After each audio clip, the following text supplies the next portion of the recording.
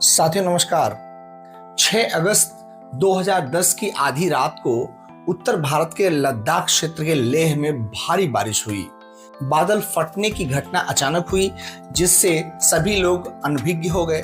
करीब 2 घंटे की छोटी सी अवधि में 14 इंच बारिश दर्ज की गई। अचानक बाढ़ आ गई और सिंधु नदी और उसकी सहायक नदियां और जल मार्ग उफान पर थे। कम से कम 234 लोग मारे गए, 800 लोग घायल हुए और कई लापता हो गए। शायद उफनती नदियों और जल मार्गों में बह गए। चारों ओर भारी तबाही मची थी। 1000 से ज्यादा घर ढह गए। पुरुष, महिलाएं और बच्चे मलबे में नीचे दब गए। स्थानीय संचार नेटवर्क और परिवहन सेवाएं बुरी तरह से प्रभावित हुई। मुख्य टेलीफोन एक्सचेंज और मोबाइल नेटवर्क प्रणाली पूरी तरह से ध्वस्त हो गया। जो क्षेत्र के दूर दराज के हिस्सों में जीवन रेखा थी पूरी तरह से नष्ट हो गई। लेह हवाई अड्डे पर पानी भर गया और रनवे मलबे से ढक गया था जिससे यह काम नहीं कर रहा था। सड़क परिवहन बुरी तरह से बाधित हो गया क्योंकि कई स्थानों पर सड़कें बह गई और मलबे से अवरुद्ध हो गई। नागरिक चिकित्सा और स्वास्थ्य सुविधाएं भी बुरी तरह से प्रभावित हुई क्योंकि एकमात्र जिला नागरिक अस्पताल पानी में भर गया और वह मलबे से भी भर गया। भारत सरकार द्वारा तुरंत प्रारंभिक प्रतिक्रिया की गई। बचाव और राहत कार्य का नेतृत्व भारतीय सेना के साथ साथ जम्मू कश्मीर राज्य सरकार, केंद्रीय रिजर्व पुलिस बल सीआरपीएफ और भारत तिब्बत सीमा पुलिस आईटीबीपी ने किया। भारतीय सेना ने आपदा प्रबंधन प्रणाली को तुरंत सक्रिय कर दिया जिससे मानक सेना प्रोटोकॉल और प्रक्रियाओं के अनुसार हमेशा पूरी तरह से तैयार रखा जाता है। क्षेत्र में केवल 2 अस्पताल थे, सरकारी सिविल अस्पताल और सेना अस्पताल। अचानक आई बाढ़ के दौरान सरकारी सिविल अस्पताल में पानी भर गया और वह बेकार हो गया। यद्यपि राष्ट्रीय आपदा प्रबंधन अधिनियम 1 लागू था, सरकारी सिविल अस्पताल दबाव में होने के कारण अधिनियम की प्रयोज्यता में बाधा उत्पन्न हो रही थी। सेना अस्पताल में बचाव और राहत कार्यों और बड़े पैमाने पर हताहत प्रबंधन के माध्यम से तुरंत प्रतिक्रिया दी। सुबह होने तक नागरिक अधिकारियों और स्थानीय लोगों की मदद से बड़े पैमाने पर तलाशी अभियान शुरू किया गया। सिविल अस्पताल में भर्ती मरीजों को सेना के हेलीकॉप्टरों से लेह के आर्मी अस्पताल में ले जाया गया। आकस्मिक बाढ़ जैसी प्राकृतिक आपदाओं का पूर्वानुमान लगाना असंभव है। हालांकि नागरिक प्रशासन और सार्वजनिक स्वास्थ्य प्रणालियों में आपदा तैयारी योजनाएं और प्रोटोकॉल बचाव और राहत और हताहतों की संख्या को कम करने और मानव जीवन और सामाजिक आर्थिक स्थितियों पर प्रतिकूल प्रभाव डालने में बहुत सहायक हो सकते हैं। हालांकि भारत में स्वास्थ्य प्रणालियों में कमी है ऐसी आपदा तैयारी की योजनाएं और प्रशिक्षण में। वर्तमान मामले में भारतीय सेना की उपस्थिति, जिसके पास योजना, प्रशिक्षण और सेना कर्मियों के नियमित अभ्यास, रसद और आपूर्ति, परिवहन और संचार के लिए मानक आपदा प्रबंधन योजनाएं और प्रोटोकॉल हैं। खोज, बचाव और राहत अभियान और बड़े पैमाने पर हताहत प्रबंधन को तुरंत शुरू करना संभव है। न केवल आपदा प्रबंधन योजनाएं तैयार थीं, बल्कि बचाव और राहत कार्यों और रसद और संचार में सेना के जवानों के निरंतर और नियमित प्रशिक्षण और अभ्यास से आपदा प्रबंधन कार्यों को प्रभावी ढंग से सुविधाजनक बनाया जा सकता था। बचाव और राहत कार्यों के प्रभावी समन्वय यानी सामंजस्य के लिए प्रभावी संचार महत्वपूर्ण था। सार्वजनिक संचार और मोबाइल नेटवर्क नष्ट हो जाने के कारण सेना की संचार प्रणाली ने एक वैकल्पिक संचार चैनल के रूप में काम किया और इससे आपदा अभियानों का प्रभावी समन्वय संभव हो सका।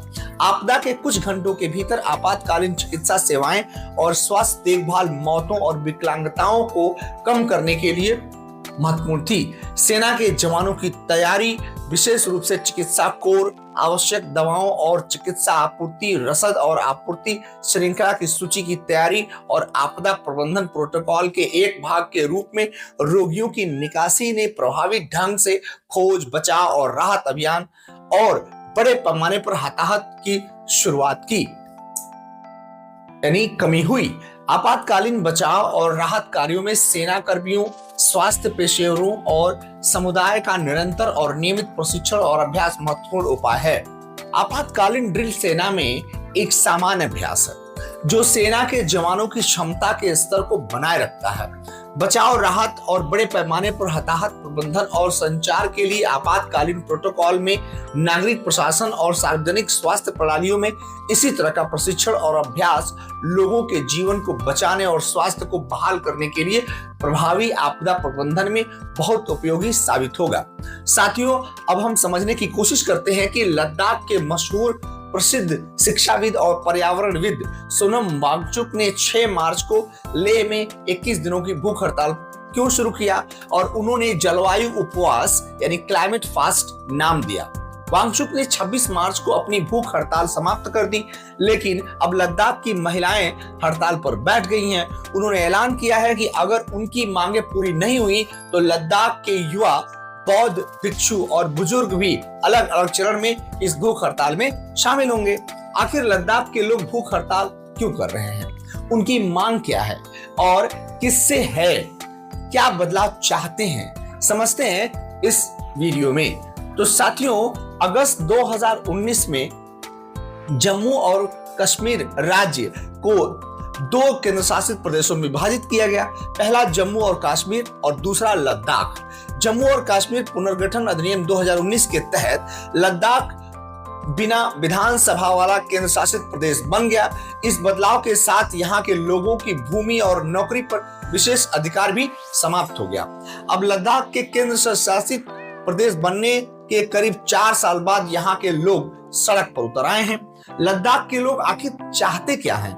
सोनम वांगचुक के साथ साथ भूख हड़ताल कर रहे तमाम लोगों की मांग है कि पूर्वोत्तर राज्यों यानी नॉर्थ ईस्ट स्टेट्स की तरह लद्दाख को भी संविधान की 6वीं अनुसूची में शामिल किया जाना चाहिए और पूर्ण राज्य का दर्जा मिलना चाहिए।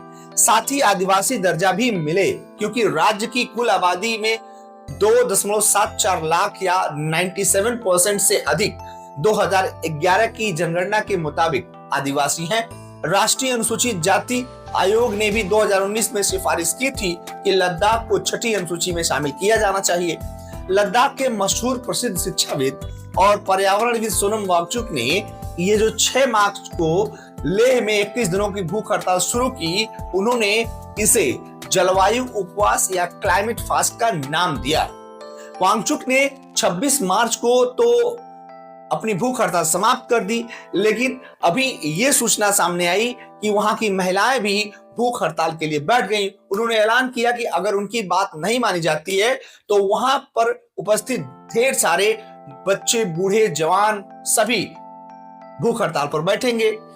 आखिर ये क्या है? दरअसल 2019 में जम्मू कश्मीर राज्य को 2 पार्ट में जब विभाजित किया गया और पहला जम्मू कश्मीर और दूसरा लद्दाख, और इसे केंद्र शासित बना दिया गया, और इसके तहत लद्दाख जो है एक ऐसा राज्य बना जहां अपना विधानसभा नहीं है, यानी वहां के लोग कोई प्रतिनिधि नहीं चुन सकते, यानी भूमि पर, नौकरी पर उनका अधिकार खत्म हो गया है। अब लद्दाख के केंद्र शासित प्रदेश बनने के करीब इतने दिनों बाद लोगों को दिक्कत क्यों हो रही है? कहां है कच्छ तीव्र द्वीप? क्यों यहाँ के लोगों को इतना दिक्कत हो रही है? अब देखिए, सोनम वांगचुक के साथ साथ भूख हड़ताल पर ढेर सारे लोग बैठे हैं और उन लोगों का मानना है कि उनके साथ ज्यादती हो रही है, उनको हाशिए पर लाया जा रहा है। उनका ये मानना है कि अगर लद्दाख को संविधान की 6वीं अनुसूची में शामिल किया जाता है तो उनके 2,74,000 लोगों यानी 97% लोगों को पूरी तरह से मजबूती मिलेगी और वो अपना काम आसानी से कर पाएंगे। 6ठी अनुसूची में कोई अगर शामिल होता है तो क्या होता है? लद्दाख के लोगों की प्रमुख मांगे क्या है? लद्दाख को पूर्ण राज्य का दर्जा दिया जाए। दूसरा, राज्य को आदिवासी दर्जा 6वीं अनुसूची में शामिल करने की मांग की जा रही है। तीसरा है, स्थानीय लोगों के लिए नौकरी में आरक्षण दिया जाए, यानी लोग अनुसूचित या अनुसूचित जनजाति के हैं। लेह और कारगिल जिलों के लिए संसदीय सीट की मांग हो रही है, यानी 2 सीट कम से कम मिलनी चाहिए। 6वीं अनुसूची में वास्तव में है क्या? भारतीय संविधान की 6वीं अनुसूची में जनजातीय क्षेत्रों को लेकर तमाम प्रावधान किए गए हैं। इस अनुसूची के आर्टिकल 244(2) और अनुच्छेद 275(1) में कहा गया है कि यदि किसी जिले में अलग अलग जनजातियां हैं जो कई ऑटोनोमस डिस्ट्रिक्ट बनाए जा सकते हैं और ऐसे प्रत्येक स्वायत्त जिले में एक ऑटोनोमस डिस्ट्रिक्ट काउंसिल यानी एडीसीज बनाने का प्रावधान है। इसके अलावा जल, जंगल, जमीन से लेकर शादी, तलाक, विरासत जैसे अहम मामलों पर नियम कानून बनाने का अधिकार दिया गया है। कैसे लद्दाख के पर्यावरण को खतरा है? सोनम वांगचुक का आरोप है कि केंद्र शासित प्रदेश बनने के बाद से ही कुछ औद्योगिक गुट, लॉबी या माइनिंग कंपनियों की निगाहें लद्दाख पर टिकी हुई है। यहाँ ये लॉबी लद्दाख की प्राकृतिक संसाधनों के बेतहाशा दोहन में लगे हैं। विकास के नाम पर अंधाधुंध दोहन शुरू हो गया है। पर्यावरण की जरा भी चिंता नहीं है और इससे पूरे राज्य पर खतरा मंडरा रहा है। वांगचुक का कहना है कि अगर लद्दाख को संविधान की 6वीं अनुसूची में शामिल कर दिया जाता है तो पूर्ण राज्य का दर्जा मिल जाता है तो इस तरह की मनमानी पर रोक लग जाएगी। हाल के सालों में लद्दाख में पर्यटकों की संख्या में कई गुना इजाफा हुआ है। साल 2022 में अकेले लेह में 5 लाख से अधिक घरेलू पर्यटक पहुंचे हैं, जबकि साल 2007 में कुल 50,000 के आसपास घरेलू और विदेशी पर्यटक आए थे। यानी 2018 तक यह संख्या बढ़कर 3,20,000 हो गई थी। साल 2019 में प्रकाशित एक लेख में कहा गया कि शहर की कुल रिहायशी 1969 के 36 हेक्टेयर के मुकाबले 2017 तक बढ़कर 196 हेक्टेयर हो गई है। यानी सोनम वांगचुक और लद्दाख की तमाम सामाजिक संस्थाओं का कहना है कि पर्यटकों की बढ़ती संख्या और शहरीकरण के कारण लद्दाख में संसाधनों, विशेषकर पानी पर काफी दबाव पड़ रहा है। पर्यावरणविदों का मानना है कि लद्दाख की पर्वतमाला नवीन पर्वतमाला है जिसे न्यू फोल्डेड माउंटेन कहा जाता है और हर पल इसमें परिवर्तन हो रहा है। हम जितना लद्दाख के पर्यावरण और प्राकृतिक धरोहर को छेड़छाड़ करेंगे उतना ही लद्दाख संवेदनशील होता जाएगा और प्राकृतिक आपदा आम बात हो जाएगी।